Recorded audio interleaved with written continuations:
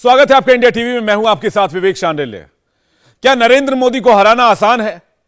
क्या राहुल गांधी को प्रधानमंत्री बनाना उससे भी आसान है?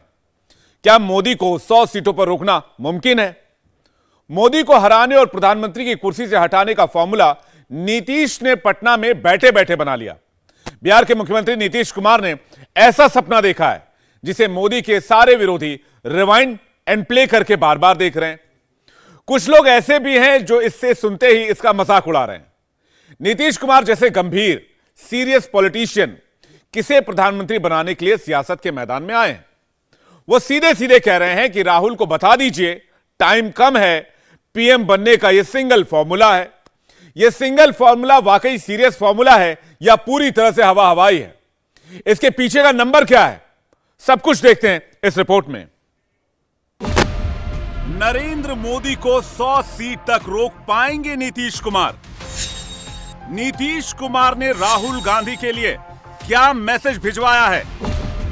मोदी को रोकने के लिए नीतीश का फॉर्मूला नंबर 1।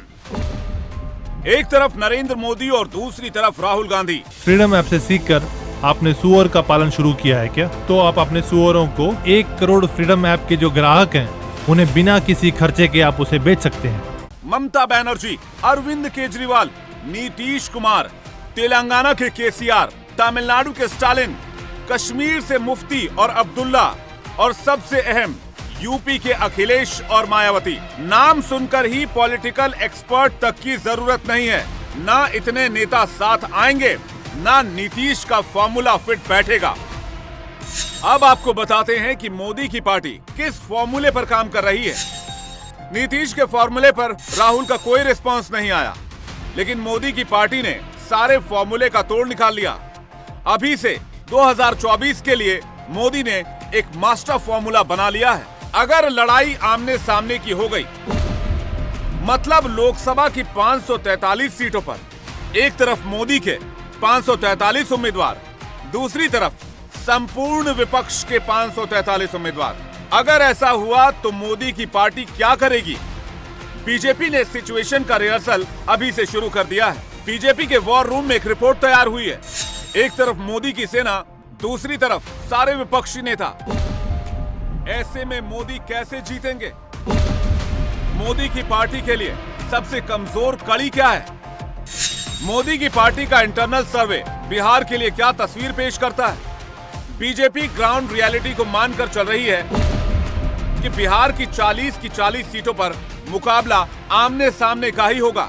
मतलब इधर मोदी, दूसरी तरफ नीतीश कुमार, तेजस्वी यादव और राहुल गांधी। 2019 में नरेंद्र मोदी ने जिस अलायंस को लीड किया था उसमें बिहार की 40 में से 39 सीटें जीती थी।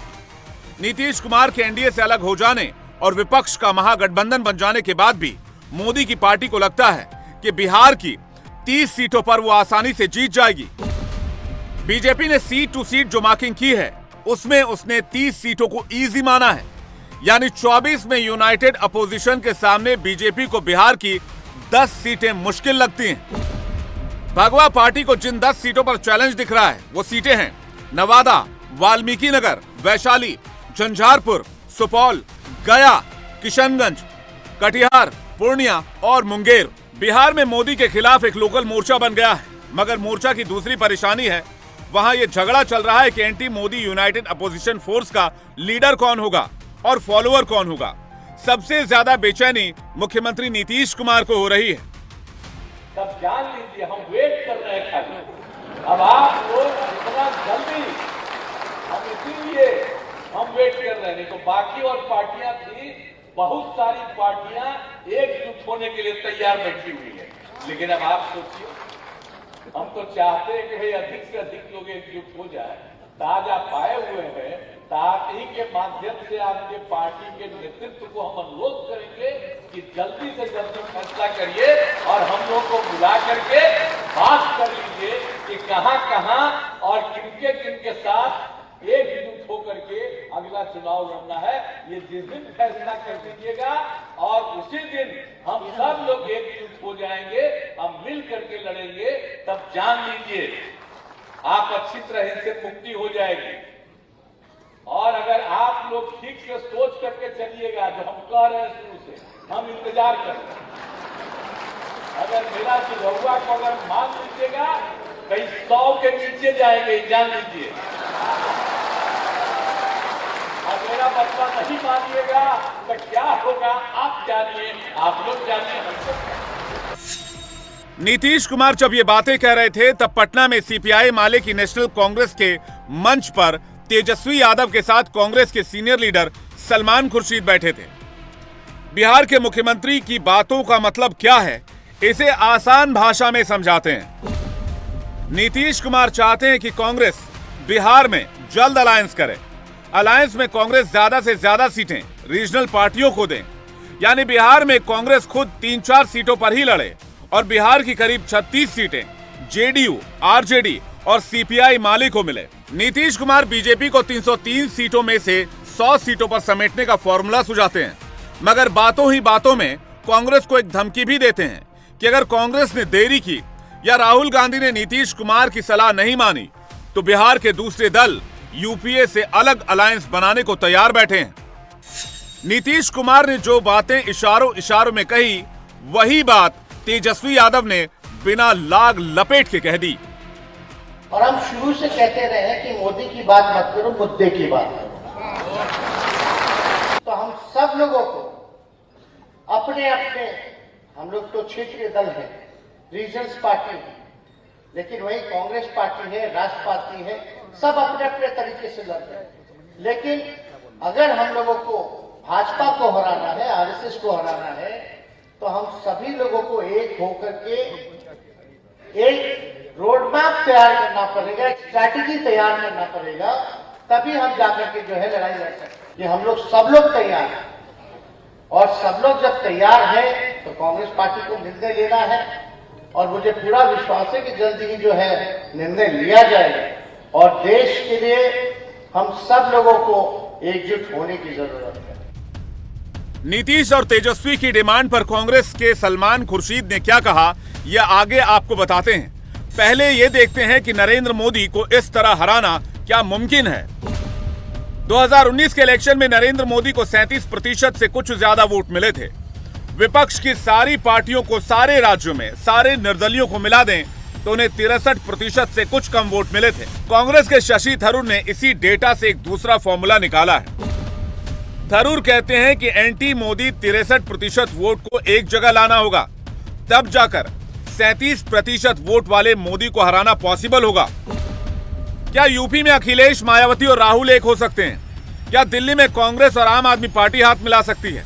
क्या बंगाल में ममता और लेफ्ट का अलायंस बन सकता है? क्या तेलंगाना में केसीआर, कांग्रेस और टीडीपी आपस में मिल सकते हैं? क्या तमिलनाडु में डीएमके और एआईएडीएमके में गठबंधन संभव है? अगर ये सब संभव नहीं तो थरूर का 37% वर्सेस 63% वाला फॉर्मूला कामयाब हो जाए, ये भी संभव नहीं है। फिर भी मोदी विरोधियों की मजबूरी है, आपस में ईलू ईलू जरूरी है।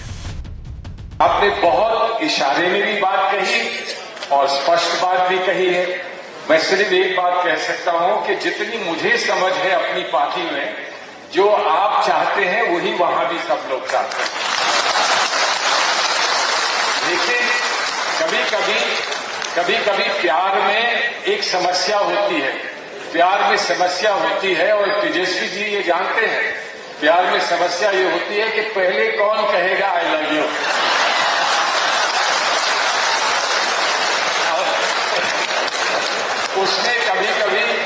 उसमें कभी कभी अनुभव काम कर देता है, और कभी कभी जो अनुभवी नहीं होते हैं वो उसमें कामयाब हो जाते हैं।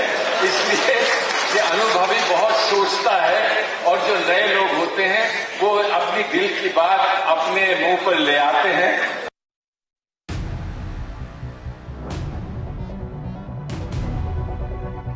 नरेंद्र मोदी 303 सीटों से 400 सीटों की तरफ देख रहे हैं। मोदी के विरोधी मोदी को 100 सीटों पर रोकने के सपने देख रहे हैं। संपूर्ण विपक्ष का एक मोर्चा महाराष्ट्र में भी बन रहा है। उद्धव ठाकरे, शरद पवार, राहुल गांधी, प्रकाश आंबेडकर मोदी की फोर्स से लड़ने के लिए इन सब ने हाथ मिलाया है। उद्धव ठाकरे महाराष्ट्र की लड़ाई में लीड रोल में आना चाहते हैं, मगर दिक्कत यह है कि उद्धव के पास न शिवसेना बची है, न पार्टी का तीर कमान वाला निशान बचा है। चुनाव आयोग के फैसले के बाद सेना भवन पर अब शिंदे सेना दावा करेगी। मातोश्री का ग्राउंड फ्लोर बाला साहब ने शिवसेना के नाम किया था, उस पर भी शिंदे की पार्टी कब्जा लेगी, यानी शिंदे उद्धव के घर तक घुसेंगे। दिलं गेलं आपला धनुष्यबाण, पवित्र धनुष्यबाणात तोडाला दिला गेला। या पद्धतीने आणि कपट कारस्थानाने राजकारण करतायत, कदाचित आपली मशाल निशाणी सुद्धा काढू शकतील। पण माझं आव्हान आहे तुमच्या सगळ्यांच्या साथीने, सोबतीने आणि या प्रसार माध्यमातून मी देतोय, ज्याने धनुष्यबाण सोडले ते जर मर्द असतील तर त्यांना मी सांगतो, तुम्ही सोडलेलं धनुष्यबाण घेऊन निवडणुकीची आम्ही मशाल घेऊन तुमच्या समोर उभा राहतो, बघूया। मोदी की पार्टी ने महाराष्ट्र की 48 सीटों का सर्वे करा लिया है। मोदी और ठाकरे जब अलायंस में थे तो दोनों ने मिलकर 48 में से 41 सीटें जीत ली थी। अब स्थिति वैसी नहीं है। मोदी की पार्टी महाराष्ट्र में 30 सीटों पर कंफर्टेबल है, 18 सीटों पर उसे टफ फाइट दिख रही है। बीजेपी के लिए महाराष्ट्र की मुश्किल वाली सीटें हैं Buldhana, Aurangabad, Chandrapur, Hingoli, Kalyan, Mumbai south central, Palghar, Mumbai south, Raigad, Shirdi, Baramati, Shirur, Ratnagiri, Sindhudurg, Satara, Osmanabad, Madha, Kolhapur और हाथनकंडले। यानी शरद पवार के, उद्धव ठाकरे के, राहुल गांधी के, प्रकाश आंबेडकर के साथ आने से महाराष्ट्र बीजेपी के लिए वॉकओवर वाला स्टेट नहीं रहा। हमारा जो तीर कमान है धनुष्यबाण, उसकी चोरी हो गई है। हमारा तीर कमान की किसी ने चोरी की है। साइलेंस। और इस चोरी में कौन कौन शामिल है, बड़े लोग दिल्ली के, यहाँ के, उस बारे में हम जांच भी करेंगे और उस चोरों के बारे में जनता को भी हम जागरूक करेंगे। तीर कमान चोरने वाले लोग कौन है, ये डाका डालने वाले लोग कौन है हमारे तीर कमान पर और हमारे पार्टी पर, ये चोरों के सरदार कौन है, उसका जल्दी हम उस बारे में खुलासा करेंगे। उद्धव की सेना लड़ रही है, कम से कम लड़ती हुई दिख रही है, मगर महाराष्ट्र में कांग्रेस के लिए रास्ता आसान नहीं है। 2019 के चुनाव के बाद जीते सांसदों की संख्या के आधार पर एंटी मोदी मोर्चा में उद्धव ठाकरे का दावा सबसे बड़ा है। 19 में ठाकरे के 18 सांसद जीते थे, 19 में पवार के 4 सांसद जीते थे और महाराष्ट्र में कांग्रेस का एक ही सांसद बना था। उद्धव ठाकरे और शरद पवार महाराष्ट्र में कांग्रेस को 4 से 6 सीटों पर संतोष करने के लिए कह सकते हैं। यही हाल उत्तर प्रदेश का है, जहां कांग्रेस का वजूद अब सिर्फ रायबरेली सीट तक सीमित है। 19 में राहुल गांधी खुद अमेठी सीट भी नहीं बचा पाए थे। सियासी रूप से देश के सबसे बड़े और सबसे हॉट स्टेट में बीजेपी के कैप्टन योगी आदित्यनाथ ने 80 में से 80 सीटें जीतने का टारगेट रखा है। अखिलेश यादव ने कांग्रेस के साथ गठबंधन करने से साफ मना कर दिया है। मायावती भी राहुल की पार्टी के साथ लड़ने को तैयार नहीं है। यानी उत्तर प्रदेश की 80 सीटों पर 1-to-1 फाइट की गुंजाइश नहीं बन रही। 19 में अखिलेश मायावती साथ लड़कर देख चुके हैं। कागज पर मजबूत दिखने वाले गठबंधन के पार्टनर 19 में वोट ट्रांसफर नहीं करा पाए थे। बीजेपी के इंटरनल सर्वे से पता चला है कि यूपी में बीजेपी 66 सीटों पर कंफर्टेबल है, 14 सीटें उसके लिए टफ है। इसमें मुस्लिम बहुल सीटें ज्यादा हैं। इससे भी खास बात यह कि अमेठी इन 14 सीटों में शामिल नहीं है। अब अगर कोई ऐसा पॉलिटिकल सिनेरियो भी बनता है जिसमें एसपी, बीएसपी और कांग्रेस एक साथ आते हैं, तो कांग्रेस को 2 से ज्यादा सीट न अखिलेश देना चाहेंगे और न ही मायावती। जब समाजवादी पार्टी उत्तर प्रदेश में सबसे ताकतवर पार्टी है, तो हम उत्तर प्रदेश में दूसरे के नेतृत्व में कैसे चुनाव लड़ेंगे?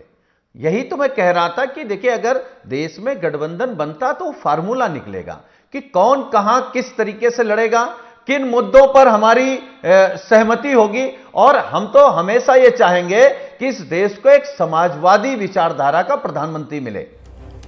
यूपी में 80 सीटें, बिहार में 40 सीटें और महाराष्ट्र में 48 सीटें।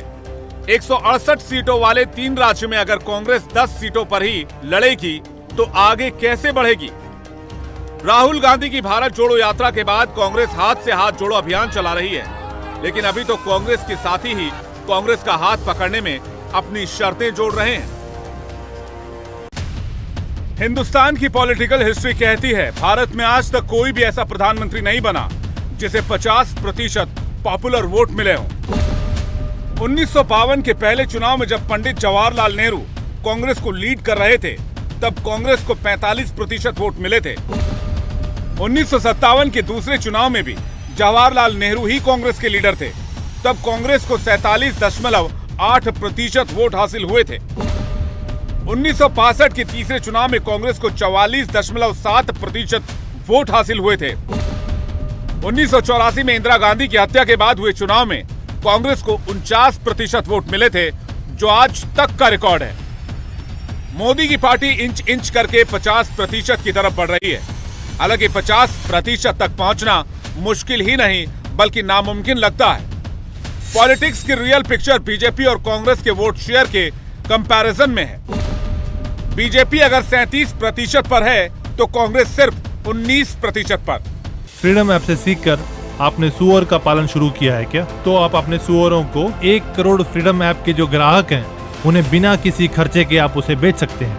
यानी मोदी और राहुल की पार्टी के वोट शेयर में 2 गुने का अंतर है।